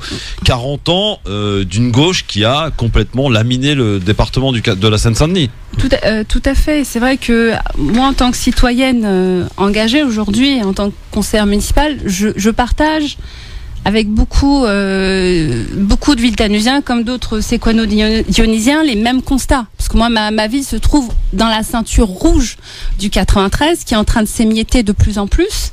Mais aujourd'hui, on rencontre effectivement les mêmes difficultés, que ce soit au niveau de l'éducation, au niveau du logement, au niveau des élus, parce qu'on a à la tête des mairies les mêmes élus qui sont là depuis des décennies et des décennies. Ouais, mais alors se retrouver à l'UDI, Linda Saya, c'est quoi? C'est un concours de circonstances? C'est arrivé plus tard. Alors comme j'ai expliqué, quand je me suis engagée en 2014 pour les élections municipales, j'y suis allée moi sans étiquette, donc j'étais numéro 2 d'un candidat sans étiquette qui était anciennement socialiste. Et la condition première, c'était de m'engager auprès de quelqu'un qui n'était pas encarté. Voilà. Donc moi, ce que je voulais, c'est d'abord faire passer. Ce qui est important, je pense, c'est d'abord de faire passer ses idées. On existe avant tout en tant que personne, avant d'aller dans un parti politique. C'est vrai qu'on a tendance à chaque fois à nous dire de quel parti vous êtes et à nous identifier. Mais dans un parti politique, il y a plusieurs personnes et chacun a sa propre personnalité, chacun a son style et chacun a sa manière de faire en tant qu'élu. Donc on reste des personnes libres quand même. Gamal? Moi, me regarder fixement aussi, je pense qu'elle est inquiète. Non, mais j'en veux pas pour autant. Effectivement, c'est bien d'avoir débuté en indépendant. Je pense que sans carter, c'est porter un gros cartable bien lourd avec beaucoup de problèmes de parti. Et je pense que malheureusement, vous devriez, à mon sens, peut-être pas forcément rester dans cette formation qui est une formation quasiment morte-née. J'ai eu l'occasion, c'est pas des critiques directes, c'est pour dire que je préfère la personne que le parti.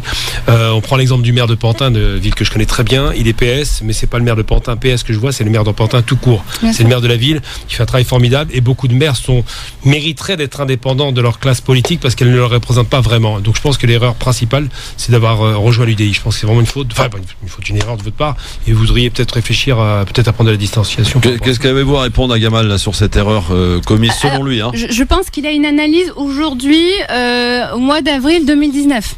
Donc il faut un petit peu se replacer dans le contexte de l'époque.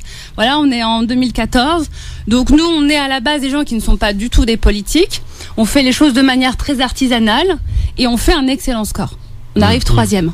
Voilà, on avait la possibilité, si on faisait une alliance, de prendre la mairie.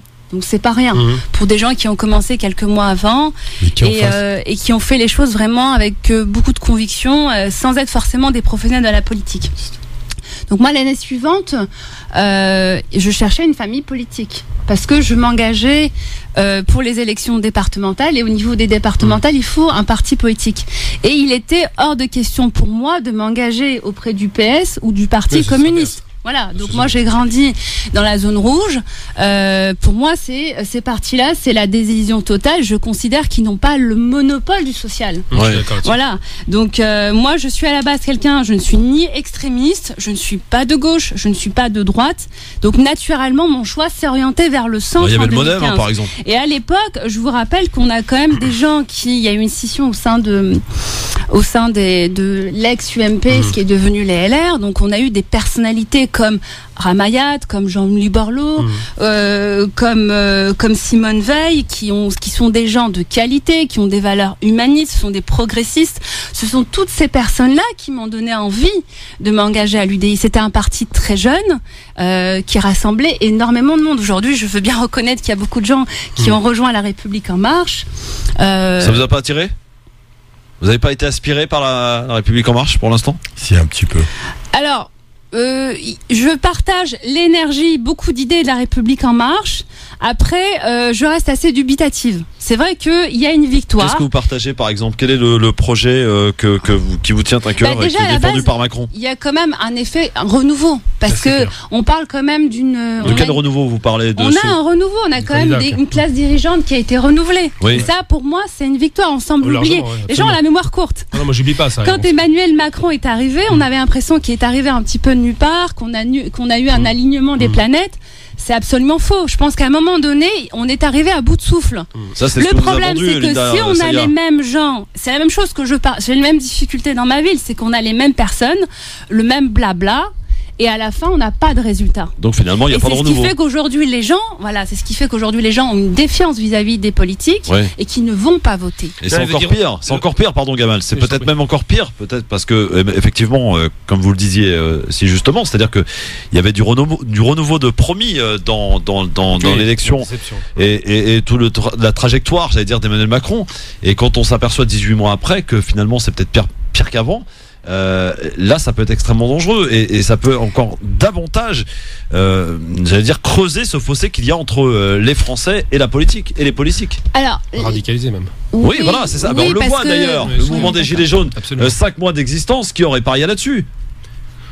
Oui. Bah oui, et puis on a aussi dans le cadre des élections européennes, ce qu'on voit, c'est que le Rassemblement national fait quand même beaucoup de scores. Ça, c'est très inquiétant. C'est pas d'hier, ça paraît. Parce que le problème, c'est que quand on a un échec de part et d'autre, les gens, qu'est-ce qu'ils font? Ils pensent que les partis extrémistes, que ce soit de gauche comme de droite, sont une solution, alors qu'ils ne le sont pas. Ouais.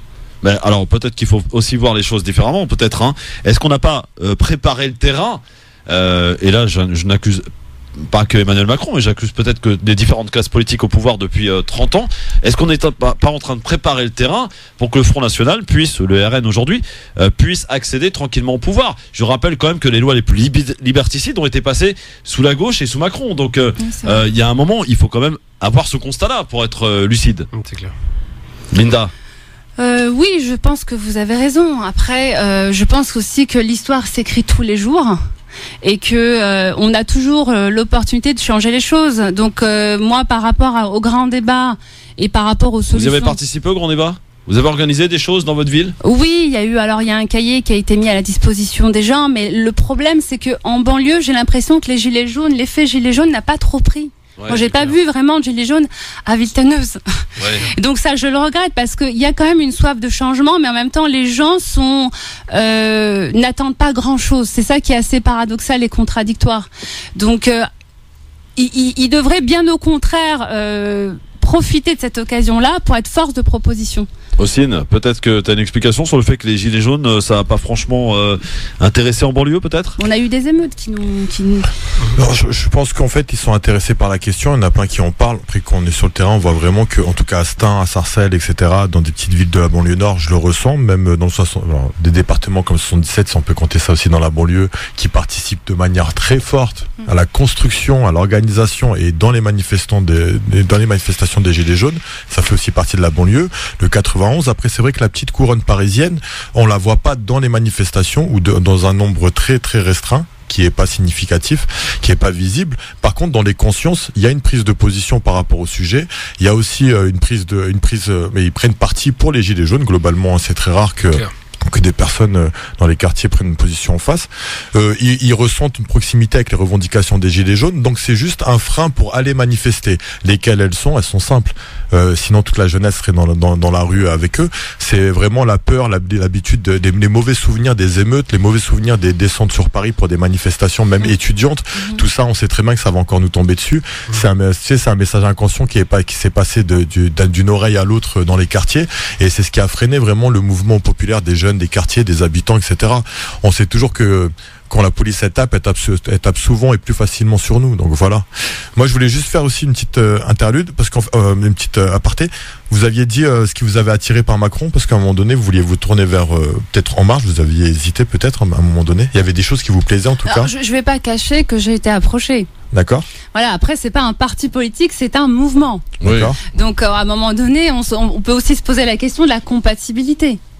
Donc après, au-delà d'un parti politique, c'est quelles sont les différentes mesures que vous allez mettre en place. Moi, il y a des mesures, par exemple, qui sont mises en place par le gouvernement que je partage. Après, je pense que le gouvernement devrait aller plus loin.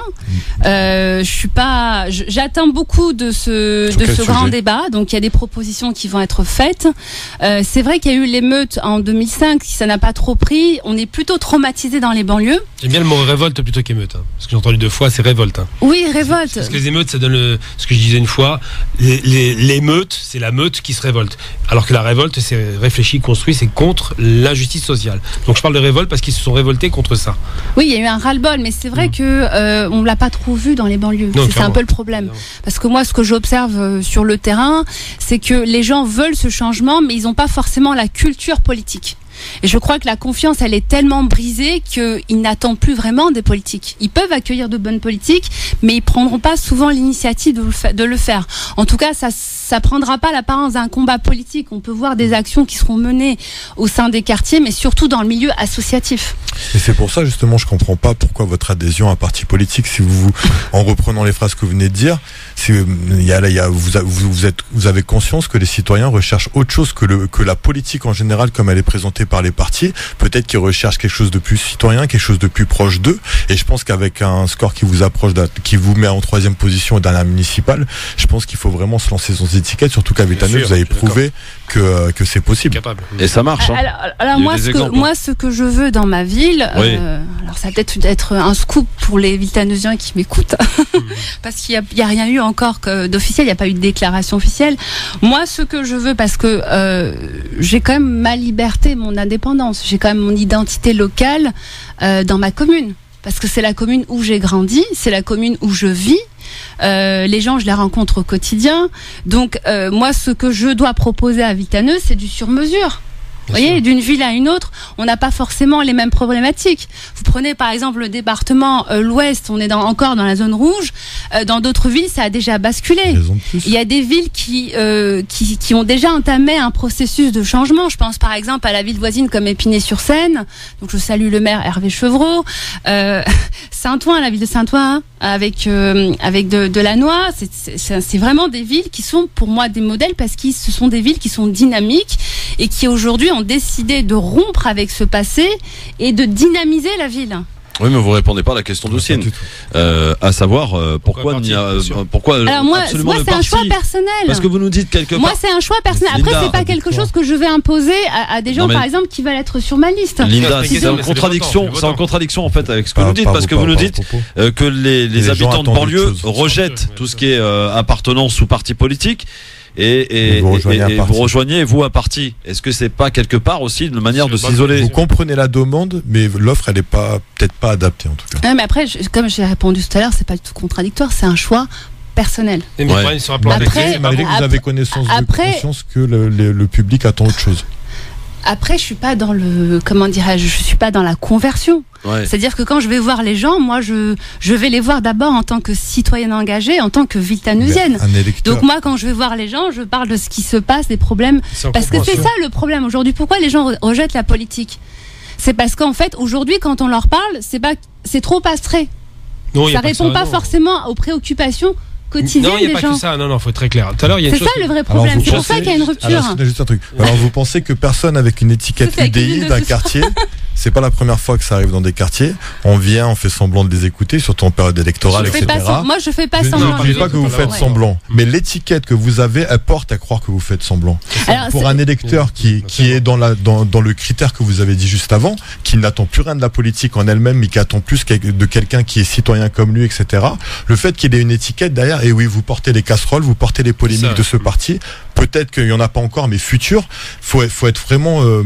Moi, j'aurais pas la force de porter les soucis d'un parti politique. En France, de l'extrême gauche jusqu'à l'extrême droite, ils peuvent être islamophobes à tout moment.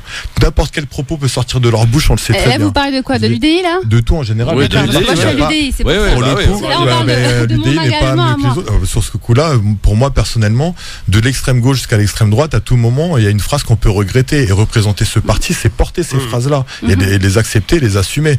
Et juste tout à l'heure, par exemple. Si demain je devais entendre ce genre de propos, croyez-moi que je serais la première à lutter, parce que c'est aussi un de mes engagements. Parce que moi, je suis dans une ville où on ne vote pas beaucoup. On a plus d'une personne sur deux. C'est ça mon gros problème. Parce que si vous voulez aujourd'hui, si je prends moi les résultats de 2014 par rapport à ma mairesse, elle a été élue sur la base de 1000 voix au premier tour. Qu'est-ce que c'est que 1000 voix dans une ville de presque 13 000 habitants? C'est ça les vrais problèmes. C'est pas mon engagement personnel par rapport à l'UDI. Mais le problème, c'est que le vrai problème, c'est d'intéresser les gens à la politique. Pourquoi ? Parce que la politique, prise à la base au sens noble, c'est l'affaire de tous. Gamal. Tout le monde devrait être concerné par la politique, et je pense qu'un grand nombre de personnes devraient s'engager pour défendre leurs idées. Moi, je vous aime bien, franchement, dans le discours. Le seul problème, c'est que moi, j'aime bien la citoyenne engagée. J'aime bien celle qui s'est présentée sans étiquette et il fait 38%, si je ne me trompe pas. J'aime bien voir ce genre de personne qui relève des défis, qui a compris que Macron a fait un carton, non pas avec un parti, mais un mouvement, parce qu'il a enfin, il nous a débarrassé des socialistes. J'ai aussi créé mon mouvement. Mais justement, voilà, vous parlez du parti politique, mais j'ai créé mon propre mouvement dans la vie qui s'appelle le Réveil Viltaneusien. Et c'est ça qui est une erreur. Comment on peut, et je vais donner des noms pour être méchant, mais comment on peut s'associer à l'UDI, dont les propos d'un meilleur Habib sont éminemment racistes? Je n'ai aucun lien avec cette personne. Bien, mais il fait partie du parti. C'est un parti, c'est un lien organique, malheureusement. Pour tout dire, pour faire simple, Macron a balayé la classe politique, il a cartonné. C'est-à-dire qu'il a compris que les gens ne voulaient plus de la classe politique classique. Tous ces vieux dinosaures qui nous ont imposé pendant 40 ans et qui ont détruit l'économie du pays. Vous arrivez dans un parti qui est aussi un enfant des dinosaures de cette classe politique qu'on veut plus voir. Ce qui se passe aujourd'hui, on voit ça en Algérie. Mon patron est Lagarde, maire de Drancy, pas l'ancien maire de Drancy. Qui a fait tous ces vieux classiques. Qui a fait quand même du bon boulot. Mais c'est pas le problème, c'est pas le problème. C'est ça qui est important. C'est qu'est-ce que vous faites dans votre vie en tant que maire. Non, c'est pas le problème. Le problème, le vrai problème, c'est pas le problème, c'est le parti qui porte des gens qui font de la reproduction d'élite politique. Qu'est-ce que je veux dire par là? Quand une fois j'ai eu un débat à la télévision que j'ai entendu, où on reprochait à une personne de dire vous ne dites pas politicien, dites homme politique. Moi je dis politicien. Vous savez ce que veut dire politicien? C'est quelqu'un qui a fait profession d'une fonction. C'est pas mon cas. Alors je dois vous dire une chose, c'est qu'aujourd'hui je ne perçois aucune. Mais j'entends bien. Non mais c'est important. Excusez-moi parce que je parle de moi et je veux pas qu'il y ait d'amalgame chez les auditeurs. Moi aujourd'hui je suis d'abord avocate. J'ai une double casquette. C'est maître Donc merci. J'entends bien. Donc, un peu de respect. J'ai aussi une casquette politique. Aujourd'hui, je siège au conseil municipal. Je ne perçois aucune indemnité. C'est-à-dire que depuis 2014, je reçois mes projets de délibération, je les prépare, et quand il s'agit de défendre l'intérêt des Viltanusiens, je suis la première à soutenir les Viltanusiens. C'est acté, votre honneur. Je ne discute pas de ça. C'est le rôle de l'opposition. Je suis en train de dire, franchement, ce qui vous grandirait... Non, il y en a qui ont déserté. Hein. Oui, c'est vrai. Voilà. Donc, quand on a des convictions, si on fait ça pour l'argent, je vais vous le dire très, très honnêtement, il y a des gens qui ne siègent plus au conseil municipal et qui ont toujours leur mandat d'élu. Donc à un moment donné, si on n'est plus actif politiquement, il faut se retirer, laisser la place aux gens qui sont plus motivés. On est d'accord. Ce que je veux dire, Linda, c'est pas une attaque que je suis en train de produire, je suis en train de dire, c'est un appel du pied. Lâchez cette formation, elle ne vous sert à rien. Si vous voulez être aimé par des gens... Non, mais c'est pas parce que la liste, je suis pas toute seule à la monter, j'ai une équipe. Évidemment que cette question va se poser, parce que dans l'absolu, l'étiquette politique n'est pas nécessaire au niveau local. Le citoyen votera pour Linda parce qu'elle est du quartier. Je suis un enfant de Viltaneuse. Voilà, donc il votera pour Linda, il votera pas pour l'UDI. Il votera pas pour un parti qui récupère Linda. Et je dis que Linda qui a fait 38%, elle me plairait si elle emportait la ville. D'autant plus. 44% départemental. C'est encore pire. Voilà. Donc ça veut dire que la prochaine élection, c'est vous. Donc laissez l'UDI, ils vous instrumentalisent et après, vous serez un pion qui va sauter devant la transition toute faite, parce que d'autant plus que vous faites des choses intéressantes. Vous avez, par exemple, il y a récemment, là, vous avez été sensibilisé des élèves, 22 élèves je crois si mes infos sont bonnes, à la bonne utilisation des réseaux sociaux. C'est très important ça. C'était à l'occasion de la première journée du droit du droit ou quoi d'ailleurs au collège, du droit au collège. Alors là, je suis pas intervenue en tant qu'élue, je suis intervenue en tant qu'avocate. En tant qu'avocate, voilà. Oui, mais c'est bien. Vous l'avez fait dans votre ville, dans un collège de votre ville. Tout à fait. Voilà. Donc, alors j'ai pris en plus l'initiative de contacter le proviseur, en lui expliquant que c'était une démarche qui a été engagée par le ministre de l'Éducation, comme quoi il y a aussi des bonnes choses qui se font au niveau du gouvernement. On a, je pense, plutôt un bon ministre de l'Éducation. Après, on pourra en discuter sur certaines réformes. Dites ça aux étudiants qui galèrent dans leur parcours. Il n'y a pas que des mauvaises choses. Mais là, en l'occurrence, il a organisé une journée où il permettait à des avocats de se rendre au collège pour discuter de certaines thématiques. Donc c'était une journée qui a été faite en collaboration avec le Conseil national des barreaux et le ministère de l'Éducation nationale. Donc j'ai saisi cette opportunité et je le voulais parce que j'étais une ancienne élève du collège Jean Villard, donc je me suis volontairement rendue dans ce collège parce que c'était pour moi une forme de reconnaissance. Donc j'y suis allée et j'ai été très bien accueillie par les élèves. Et je pense qu'à un moment donné, c'est bien aussi d'avoir des gens qui réussissent au niveau de leur cursus, leurs études et professionnellement, qui donnent aussi l'envie aux autres qui sont plus jeunes de prendre le même chemin, d'embrasser la même profession. Non, mais c'est-à-dire que voilà, c'est une belle chose qu'il fallait aussi rappeler, signaler. Et j'y suis retournée depuis pour parler du métier, au Forum des métiers qui a été organisé par le Collège Jean Villard, parce qu'on a un directeur qui est un proviseur qui est assez dynamique, qui a invité différents professionnels à se rendre dans l'établissement pour parler de notre formation et de notre métier au quotidien. D'accord. Alors, ça c'est évidemment une belle initiative. On vous posera tout à l'heure quant à vos intentions, vos ambitions, parce que vous en avez évidemment forcément des ambitions donc politiques notamment. Mais juste après, les auditeurs aussi auront la possibilité. Vous pouvez parler à une conseillère d'opposition qui est ici avec nous. Vous êtes peut-être de Villetaneuse, vous connaissez Linda Saya. Vous avez envie de lui poser des questions concrètes. Peut-être des questions concrètes aussi, vous qui avez parlé tout à l'heure du bon travail du maire de Drancy, Jean-Christophe Lagarde. Que sais-je encore, 01 40 33 9000, à tout de suite sur France Maghreb 2. France Maghreb 2, France Maghreb 2. LGF, le grand forum, merci d'être avec nous sur France Maghreb 2 avec Linda Saya qui est avec nous. Linda Saya est conseillère municipale de Villetaneuse à l'UDI et elle est avec nous. Donc on a parlé avec elle de son parcours. Elle est aussi avocate, une avocate toute jeune puisque vous avez prêté serment, c'est comme ça qu'on dit ? Oui, voilà, le 5 février 2015 exactement. Linda qui est donc s'est lancée en politique et qui a failli d'ailleurs accéder à la ville de Villetaneuse. Est-ce que c'est pour 2020, Linda ? Je l'espère. Je pense qu'il y a un contexte qui est favorable.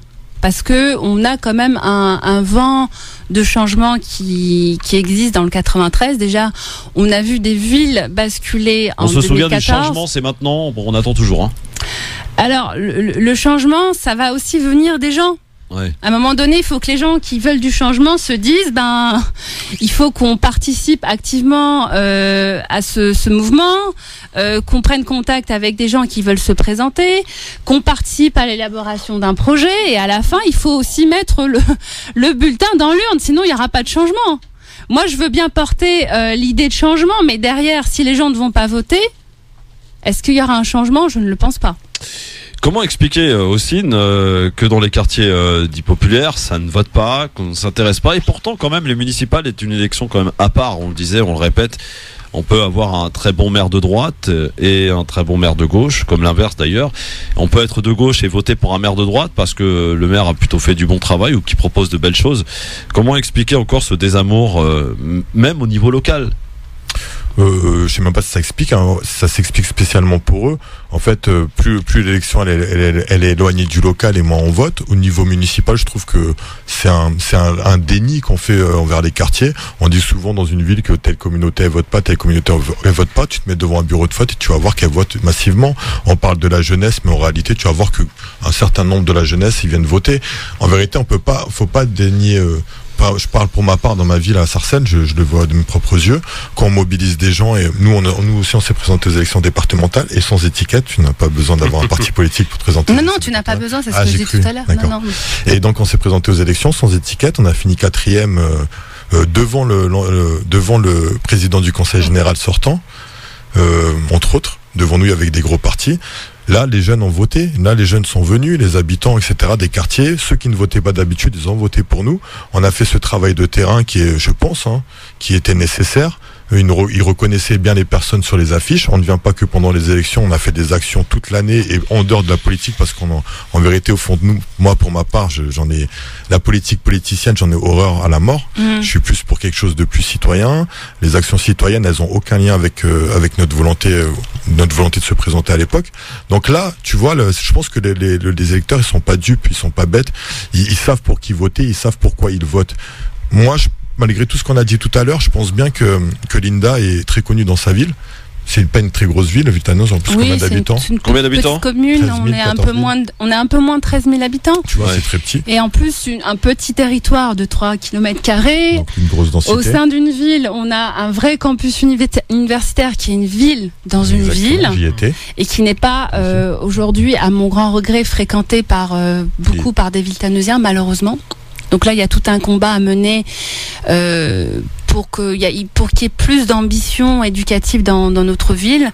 Notamment, je milite pour qu'on construise un lycée à Villetaneuse, parce que je me rends compte que nos jeunes sont beaucoup victimes du décrochage scolaire, que très peu accèdent à des études supérieures, que beaucoup s'arrêtent au niveau du collège et qui n'ont pas forcément de perspective pour aller plus loin au niveau des études. Mais il suffit de demander à Valérie Pécresse, je crois que tu étais sur sa liste. Alors, au régional. Oui, tout à fait. Alors, j'ai soutenu la femme politique, d'accord, parce que être une femme en politique, ce n'est pas facile. J'imagine. Donc, j'aimerais bien qu'il y en ait davantage, parce que voilà, quand on est une femme et en plus qu'on est issu d'un milieu modeste, c'est encore plus compliqué. Est-ce que tu penses il faut se battre davantage, il faut prouver plus. Après, moi, l'énergie, je l'ai. Je me suis engagée en 2014 et comme je le dis aux gens que je rencontre dans ma ville, mon engagement, ça sera jusqu'en mars 2020. Donc, je ferai mon devoir jusqu'au bout. Après, par rapport à Valérie Pécresse, je trouve qu'elle fait du bon boulot au niveau de la région. Donc, et qu'elle nous a fait du bien au niveau du 93, parce que en battant le candidat, alors en battant Barthaud, elle a quand même mis fin à pas mal de clientélisme. Je dis pas que ça n'existe pas encore, mais on avait toute une chaîne de personnes qui. Vous avez dit qui ? Barthaud ? Bartholone. Ah, Bartholone, oui, d'accord. Tout à fait. De respect, s'il vous plaît. Qui était quand même, qui était quand même un homme fort dans le 93. Ah ouais. Voilà. Et qui était en lien avec pas mal d'élus dans la ceinture rouge. Donc on voit que la ceinture rouge, comme je disais tout à l'heure, elle est en train de diminuer petit à petit. On a des élus qui ont de moins en moins d'influence. Et tant mieux. Parce qu'à un moment donné, je pense que il y a vraiment un besoin de renouveau dans nos quartiers. Ouais, et ça va passer nécessairement par un changement d'une classe d'élus politiques qui sont aujourd'hui des élus pantouflards. Moi, je prends par exemple l'exemple de ma mairesse. Ouais. Elle travaille dans la mairie depuis 1989. Enfin, moi, j'avais moins de 10 ans. Vous voyez ce que je veux dire? Donc elle est là depuis 2 mandats et elle veut certainement se représenter pour un 3e mandat. Donc à un moment donné, stop. Il faut laisser la place à d'autres personnes qui. Est-ce qu'il faut limiter les mandats des maires d'ailleurs? Je pense que oui. Alors c'est discuté actuellement. Je pense que c'est en projet. On parle de limiter à 3 mandats. Sauf que ça sera pas immédiat, ça se fera beaucoup plus tard. 3 mandats, on rappelle que les maires c'est 6 ans. 18 ans. Tout à fait. Voilà, 6 ans, ça fait 12, ça fait... Oui, ça donc fait vous multipliez par 3, ça fait pas mal. Donc à un moment donné, la mairie c'est la maison des Villetaneusiens, c'est pas la maison de Madame le maire. Vous voyez. Et justement, par rapport, vous avez parlé d'un nouveau lycée pour Villetaneuse, est-ce que vous avez d'autres propositions à faire Alors sur le lycée Villetaneusiens? Tout à fait. Alors, c'est pas dans le calendrier, c'est pas le temps des propositions. Non, mais on sait jamais, peut-être que vous pouvez en profiter. Mais déjà, comme je vous ai dit, j'ai créé un mouvement qui s'appelle le Réveil Villetaneusien en mai 2018. Donc, j'ai décidé d'exporter volontairement certains débats du conseil municipal vers l'extérieur. Donc de créer cette relation, parce que c'est ça aussi le problème, c'est qu'il y a une déconnexion. Il faut à un moment donné créer une connexion directe, parler avec les vrais gens. Moi, venir au conseil municipal et discuter avec Madame le maire et sa majorité, c'est pas eux que je vais convaincre. Oui. Sauf qu'aujourd'hui, la difficulté que nous avons dans l'opposition à Villetaneuse, c'est que par exemple, il y a très peu de gens qui viennent au conseil municipal. Ça a lieu en général une fois par mois, un jeudi à 20h30, donc les gens ne viennent pas. Donc les gens n'assistent pas aux prises de décision. En réalité, on a vraiment un processus décisionnel qui est, et ça je trouve que c'est propre dans beaucoup de villes communistes, c'est le cas dans d'autres villes, mais qui est assez opaque. Donc les gens sont plutôt exclus de ce processus de décision, et même pour nous qui sommes des élus et qui représentons une fraction de la population, c'est difficile d'exister, c'est difficile de se faire entendre. Donc le conseil municipal n'est pas filmé par exemple, il n'est pas retranscrit sur le site de la ville, ce que je trouve absolument inadmissible.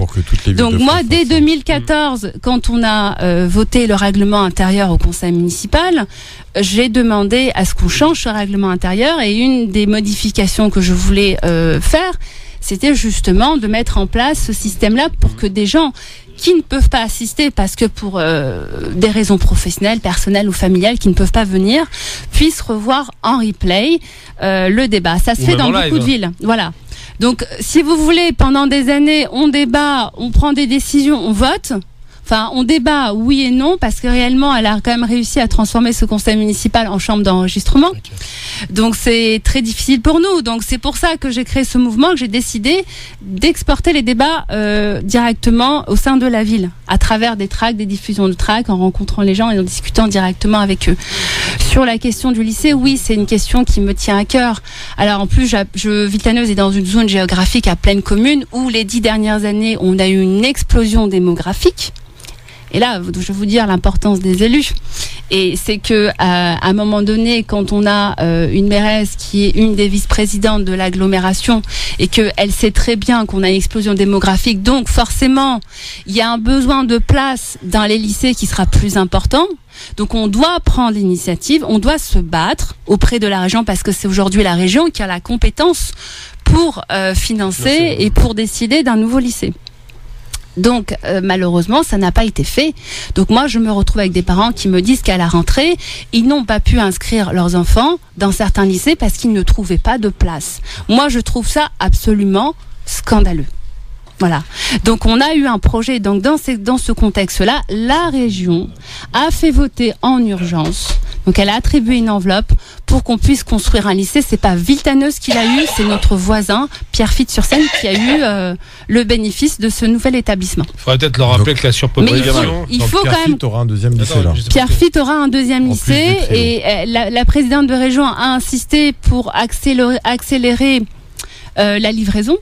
Donc le lycée sera livré normalement en 2021. Est-ce que c'est pas les récents problèmes qu'il y a eu au lycée Utrio de Pierrefitte-Stein justement qui a poussé à ça? Il y a eu des gros problèmes quand même dans le lycée. Pas simplement Instant, il y a eu aussi à Épinay-sur-Seine, il y a aussi un manque de place. Moi par exemple, j'ai une mère qui m'a dit je ne pouvais pas scolariser ma fille à Épinay, donc j'ai dû pendant 15 jours la scolariser à la Courneuve. Mais justement, faudrait quand même rappeler un truc à tous ces élus qui s'amusent avec la jeunesse. Tout à l'heure on parlait de Pécresse, il faut se rappeler qu'elle a sabré tous les budgets de formation. Hein. Ça faut le dire, et moi je suis en relation avec des gens qui font la formation, qui ont la rage contre elle parce qu'elle a flingué les budgets, littéralement. Transformation de la jeunesse, de ceux qui sont dans l'échec scolaire. Ensuite, une surpopulation dans les lycées, ça donne une surpopulation carcérale. Pourquoi? Parce que quand on a 30 ou 35 élèves dans une classe avec un prof qui n'est plus prof mais gardien quasiment d'élèves, qui fait de la garderie et pas d'apprentissage. Et pas d'apprentissage, et ça conduit à l'échec scolaire.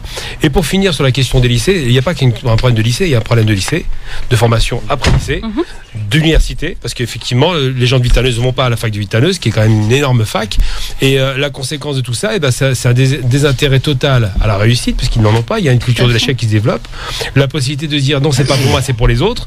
Et le problème des politiques qui font leur petite tambouille interne, c'est que malheureusement ils ne sont pas connectés au monde réel. Moi je pense qu'il faut rétablir dans les villes des agoras populaires pour sortir de la mairie.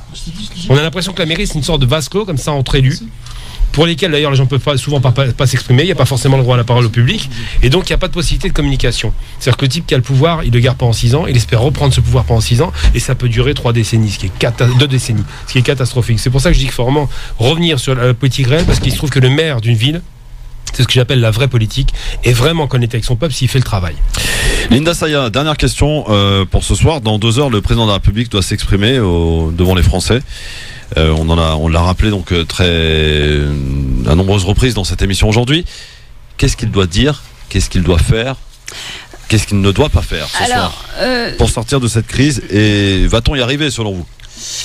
Alors, il aura seulement 20 minutes. Seulement 20 minutes. Seulement 20 minutes. Bon, il y a une conférence de presse qui est prévue à l'Élysée ce mercredi. La première quand même depuis son quinquennat. Oui. Donc, un exercice qu'il n'aime pas d'ailleurs. Alors ce soir, ça ne sera pas une tâche facile pour lui parce qu'il aura 20 minutes pour s'exprimer. Et les Français qui souffrent depuis des années, ils n'ont pas 20 minutes. Hein, C'est une bonne avocate. Hein. Oui, après, je pense qu'il faut être aussi raisonnable. Enfin, moi, je le vois au niveau local. Les gens veulent de l'immédiateté. C'est pas possible, vous voyez. On peut pas tout avoir tout de suite. Après, il y a des choses qui doivent être faites dans l'urgence. Ça, c'est sûr. Je pense que le président et son équipe doivent absolument être à l'écoute des gens et surtout rassurer les gens. Donc 20 minutes pour proposer des choses qui sont discutées depuis 3 mois. Ça va pas être simple pour lui. Donc moi j'attends la conférence de presse qui aura lieu à l'Élysée ce mercredi. Je pense qu'on en aura plus de détails, plus de précisions. Après, comme je le disais tout à l'heure, c'est la dernière chance. C'est la dernière chance selon vous? Si ce soir il se loupe? Non, c'est pas ce soir. Moi, je pense qu'on va surtout l'observer les prochaines semaines. Après, derrière, il a aussi une autre échéance. Ce sont les élections européennes du 26 mai. Ouais. Donc aujourd'hui, quand on regarde les intentions de vote, c'est vrai qu'il est en tête avec le Rassemblement national. Donc là, si vraiment il se loupe, je pense que les Français ne lui pardonneront pas. Bon, et bien réponse en tout cas pour la première partie ce soir, puisque c'est à 20h effectivement qu'il s'exprimera à la télévision pendant 20 minutes seulement pour Linda Saya, et pour d'autres ça va être 20 minutes. Beaucoup, hein. Et d'ailleurs beaucoup ont fait le choix de ne pas le regarder, puisque c'est vrai qu'on aura tous les résumés de ce qu'il aura dit ou ne pas dit. En tout cas, quoi qu'il en soit, il y a une conférence de presse, un exercice qu'il n'apprécie pas beaucoup. Il a toujours tenu à mettre les journalistes un petit peu à l'écart. Là, il s'y prête. En tout cas, c'est un nouveau mode de communication auquel il s'emploie, avec cette espèce de teasing qu'il a posté sur Twitter, qui ressemble d'ailleurs à un clip de campagne qu'il a été posté donc sur Twitter aujourd'hui. Réponse ce soir donc à 20h. Merci beaucoup Linda Saya d'être venue répondre à nos questions. Merci Christophe, merci aux aussi gentil que un peu moins gentil, mais en tout cas on est là. Et justement, on lui souhaite bonne chance quand même. Faut pas qu'elle pense que. On vous souhaite bonne chance pour votre carrière. Bonne chance à vous en tout cas, Linda Saya. Merci d'être venue à notre micro. Merci d'écouter France Maghreb 2 dans un instant. C'est l'excellent Medjahed. 20h ce soir, on va parler foot ce soir avec Parler Sport, Nordi Sarhé et l'équipe. Il est 18h. C'est le rappel de l'actualité tout de suite. Bonsoir. Bonsoir. La transparence, c'est ce que réclament des personnalités de gauche, dont Raphaël Glucksmann et Julien Bayou, les candidats à Place Publique PS et écologistes aux européennes, en réaction aux révélations aujourd'hui sur la possible utilisation contre les civils dans le conflit au Yémen d'armes françaises vendues à l'Arabie Saoudite. D'après une note du renseignement militaire que s'est procuré le nouveau média d'investigation Disclose, le gouvernement, dans une réponse écrite, assure que les armes, canons, chars dont disposent les membres de la coalition menée par Riyad contre les combattants houthis sont placés pour l'essentiel en position défensive, pas sur la ligne de front. L'association Azer, Action Sécurité Éthique Républicaine, dénonce ce qu'elle considère comme des mensonges répétés de l'exécutif et annonce envisager une action en justice. À gauche comme à droite, les chefs de file de l'opposition mettent en avant une lourde responsabilité d'Emmanuel Macron avant son intervention télévisée ce soir, en affichant la crainte qu'elle ne tourne, je cite, à une opération de communication. Après le grand débat national et en réponse à la crise des Gilets jaunes, le chef de l'État va, selon l'Élysée, annoncer les chantiers d'action prioritaires et avancer les premières mesures concrètes. Le Dieselgate devrait bien déboucher sur un procès pénal en Allemagne après l'inculpation aujourd'hui de l'ex-patron de Volkswagen, Martin Winterkorn, poursuivi pour fraude pour avoir dissimulé le trucage de millions de véhicules afin de les faire paraître moins polluants. Martin Winterkorn était aux commandes du groupe automobile lors de l'éclatement du scandale en septembre 2015. L'OMS affiche son inquiétude face à la forte hausse des cas de rougeole dans le monde, de près de 300% au premier trimestre par rapport à la même période l'an dernier, soit quelques 112 000 cas dans 70 pays, notamment sur le continent africain. Leur nombre a été multiplié par 7. Agnès Varda sur l'affiche officielle de la 72e édition du Festival de Cannes. Les organisateurs ont décidé de rendre hommage à la réalisatrice de La Nouvelle Vague, disparue le mois dernier, en utilisant une photo d'elle juchée sur un technicien pour être à hauteur de sa caméra, photo prise au moment du tournage en 1954 de son premier long métrage, La Pointe Courte, du nom d'un quartier de pêcheurs à Sète, la ville de cœur d'Agnès Varda. C'est la fin de ce flash, je vous souhaite une très bonne fin de journée. France Maghreb 2, service, info, musique, divertissement. France Maghreb 2.